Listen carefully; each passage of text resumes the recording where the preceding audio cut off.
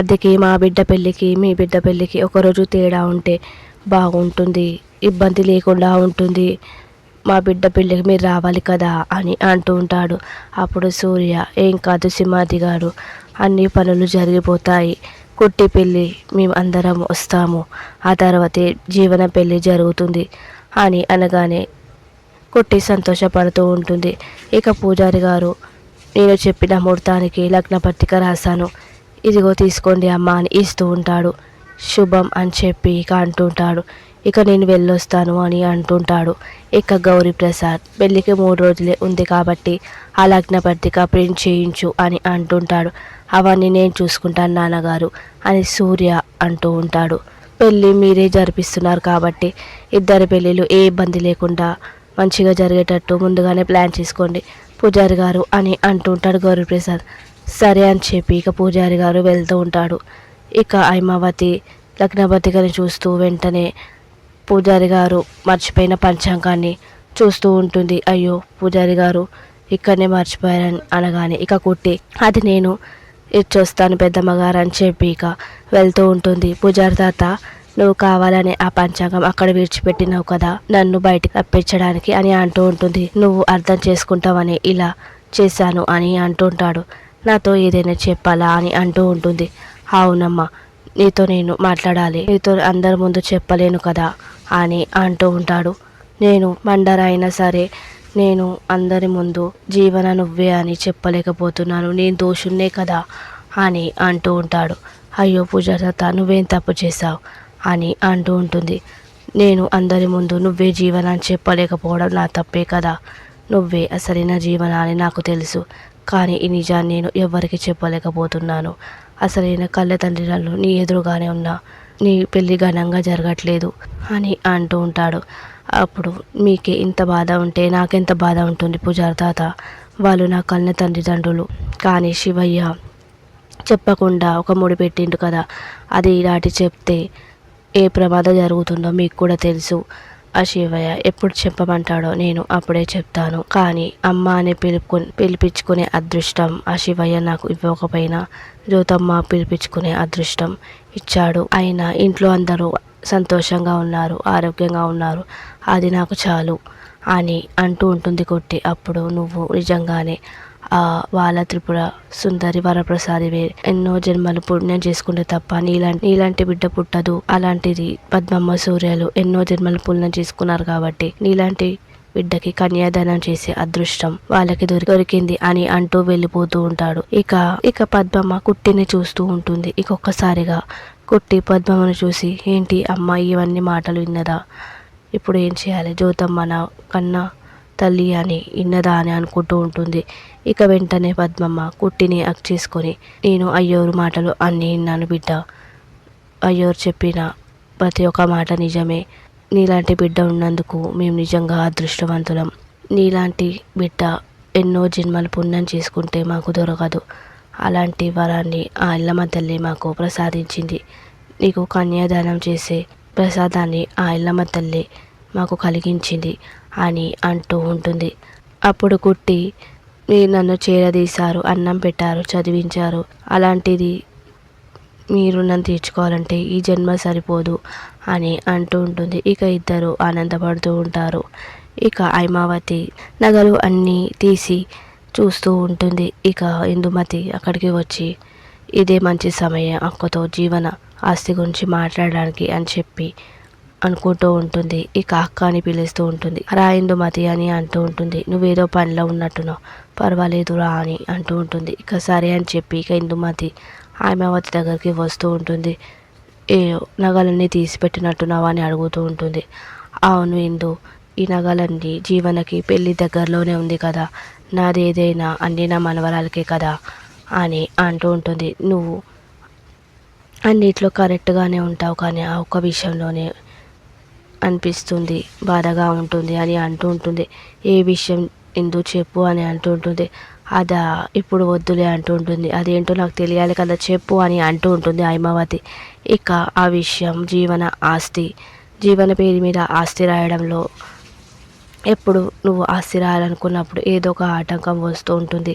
జీవనకి ఆ ఆస్తి తన రాతలో లేనట్టు ఉంది. కానీ జీవనకి ఇప్పుడు ఆస్తి రాయడం సరైన సమయం అనిపిస్తుంది. జీవన ఇప్పుడు అత్తారింటికి వెళ్తుంది. ఒక రకంగా జీవన ఈ పెళ్ళిని అమ్మ కోసమే ఒప్పుకుంది. ఈ కుటుంబం కోసం త్యాగం చేసింది. అలాంటి జీవనకి ఏదో ఒకటి ఇవ్వాలి కదా. అత్తారింటికి వెళ్తున్న జీవనకి ఈ ఆస్తి ఇస్తే తనకు కూడా భరోసా ఉంటుంది. అత్తారింట్లో తనకు కూడా ఆస్తి ఉన్నట్టు ఉంటుంది. నీ ఆస్తి నువ్వు ఎవరికైనా ఇవ్వచ్చు. నీ మనవరాలికి ఇస్తే ఇంకా బాగుంటుంది. తను అక్కడ ఇబ్బంది పడకుండా ఉంటుంది అని అంటూ ఉంటుంది. నువ్వు చెప్పింది కరెక్టే ఇందు. నేను ఇవన్నీ ఆలోచించలేదు. ఇప్పుడే నేను ఈరోజే లాయర్ గారితో మాట్లాడి నేను ఆస్తి జీవన పేరు మీద రాసేలా చేస్తాను. అప్పటి వరకు నువ్వు ఈ నిజాన్ని ఎవరికి చెప్పకు అని అంటూ ఉంటుంది. ఇక సరే అని ఇందుమతి వెళ్తూ ఉంటే, అవును ఇందు నువ్వు ఎందుకు వచ్చావు అని అడుగుతూ ఉంటుంది. అదా వంశీ 2 రోజులు చుట్టి పెడితే బాగుంటుంది, ఇంట్లో పనులు ఉంటాయి కదా అని అంటూ ఉంటుంది. అదా ఏం కాదు సూర్య అందరు చూసుకుంటారులే అని చెప్పి అంటూ ఉంటుంది. ఇక సరే అని ఇందుమతి వెళ్తూ ఉంటే ఇక అప్పుడే ఆమెని ఆపుతూ ఉంటుంది. ఆగండి చిన్నత్తయ్య గారు, మీరు అత్తయ్య గారి రూమ్కి వెళ్ళడం నేను చూశాను. అసలు దేని గురించి మాట్లాడారు ఇంతసేపు నేను చూస్తున్నాను. మీరు చాలాసేపు మాట్లాడినట్టున్నారు. ఏం మాట్లాడారని అడుగుతూ ఉంటుంది. అదా నేనేం మాట్లాడతాను, ఏం లేదు, పెళ్ళి గురించి మాట్లాడాను. పెళ్ళి గురించి మీరు మాట్లాడడం ఏంటి? నా చెవులో పువ్వులు కనిపిస్తున్నాయా? ముందు అసలు ఏం జరిగిందో చెప్పండి, ఏం మాట్లాడారో చెప్పండి అని ఆమెని అంటూ ఉంటుంది. అప్పుడు ఇందుమతి ఏం చెప్పాలి నీకు? అక్క నా పెళ్లి పని చూడమని చెప్పింది అని అంటుంటుంది. ఏంటి మీకు చెప్పిందా? పెద్ద కోడలు నేనుండగా నీకెలా చెప్తుంది? ఇవన్నీ కాదు, నా చెవులో పువ్వులు పెట్టకండి. మీరు ఏం మాట్లాడారో చెప్పండి అనగానే, సరే నీకు కావాల్సింది నేనేం మాట్లాడాను కదా. నేను హర్ష గురించి మాట్లాడాను, హర్ష పెళ్ళి గురించి మాట్లాడాను. హర్ష పెళ్ళి కూడా చేస్తే బాగుంటుందని అక్కతో చెప్తే, వాడికి పెళ్ళి ఏంటి, వాడి లా కంప్లీట్ చేయమని చెప్పు. ఇప్పుడు వాడికి పెళ్ళి చేయను. లా కంప్లీట్ చేయకపోతే హర్షకి ప్యూనే జాబ్ కూడా రాదు అని అంటూ ఉంటుంది. ఇక మీరు నా కొడుకు గురించి ఎందుకు మాట్లాడారు? నా కొడుకు గురించి మాట్లాడడానికి మీకేం అధికారం ఉంది? మీ కొడుకు పెళ్లి కాకుండా తిరుగుతున్నాడు కదా అని అంటూ ఉంటే అప్పుడు ఇందుమతి గట్టిగా అరుస్తుంటుంది. అరవకండి, నేను చెప్పేది నిజమే కదా. మా గురించి మాట్లాడి చివాట్లు పెట్టడం అవసరమా? ఇంకోసారి నా కొడుకు గురించి మాట్లాడితే నేను మీ కొడుకు గురించి మాట్లాడవలసి వస్తుంది అని చెప్పి కోపంగా వెళ్తూ ఉంటుంది. వామ్మో, ఈ విషయమే ఇది ఇంత కోపంగా ఉందంటే జీవనకి ఆశిరాశ విషయంలో ఇంకెంత కోపంగా ఉంటుంది. దీంతో జాగ్రత్తగా ఉండాలని చెప్పి ఇందుమతి అనుకుంటూ ఉంటుంది. ఇక జ్యోతి అన్ని చీరలు అన్నీ చూస్తూ ఉంటుంది. ఇక హైమావతి జ్యోతి దగ్గరకు వచ్చి, అన్ని చీరలు చూసుకున్నావా జ్యోతి?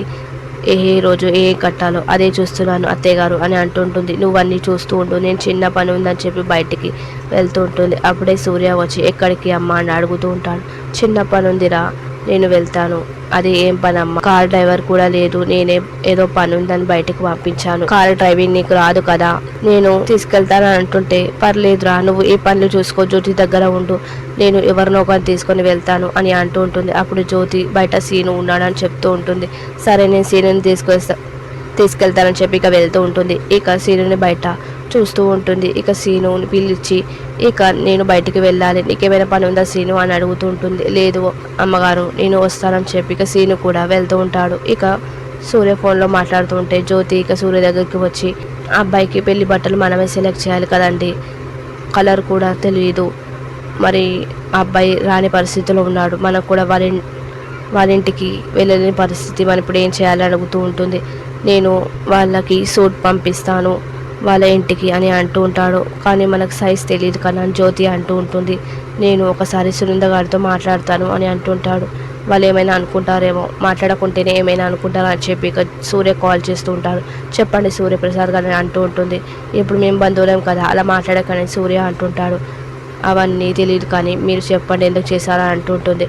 అదా ఆనవాయితీ ప్రకారం అబ్బాయికి బట్టలు తీయాల్సింది మేమే కదా, మేము 10 సూట్లు పంపిస్తున్నాను, ఆదిత్యకి ఏది నచ్చుతుందో అది సెలెక్ట్ చేయండి అని అంటూ ఉంటాడు. అప్పుడు మా అబ్బాయికి మేము చూసుకుంటాం, మీ అబ్బాయికి మీరు చూసుకోండి అని అంటుంటారు. అది కాదు, ఆనవాయితీ ప్రకారం మేమే సెలెక్ట్ చేయాలి కదా, ఒక పని చేయండి, మీరు అబ్బాయికి చూడండి ఎంత ఖర్చు అవుతుందో మాకు చెప్పండి అని సూర్య అంటుంటాడు. అంటే మేము ఖర్చు కూడా తీయలేని పరిస్థితిలో ఉన్నామా, మాకు డబ్బులు కూడా లేవు అన్నట్టుగా మీరు చేస్తున్నారు. మా అబ్బాయికి మేము చూసుకుంటాం, కానీ మీకు కావాల్సి వస్తే మా అబ్బాయికి మేము బంగారుతో సూట్ చేయిస్తాను అని ఫోన్ పెట్టేస్తూ ఉంటుంది. ఇక సూర్య జ్యోతితో ఆవిడ ఆనవాయితీ ప్రకారం నేను చెప్తుంటే ఏదో అనుకుంటూ ఉంటుంది. చాలా అట్టయింది. ఆవిడ ఆస్తి విషయంలో, డబ్బుల విషయంలో తనతో జాగ్రత్తగా ఉండాలి. ఈ విషయం జీవన కూడా చెప్పు. ఆస్తి విషయంలో, డబ్బు విషయంలో జాగ్రత్త ఉండమని చెప్పుతాను, ఇబ్బంది పడుతుంది అని అంటూ ఉంటాడు. ఇక హైమావతి లాయర్తో మాట్లాడుతూ ఉంటుంది. నా మనవరాలు పేరిట మీద ఆస్తి రాయండి, పెళ్లి అయ్యేలోపు ఈ కార్యక్రమం జరగాలి అని అంటూ ఉంటుంది. సరే అని చెప్పి లాయర్ అంటుంటాడు. ఇక సీను వెళ్ళి ఏం జరుగుతుందని చూస్తూ ఉంటాడు.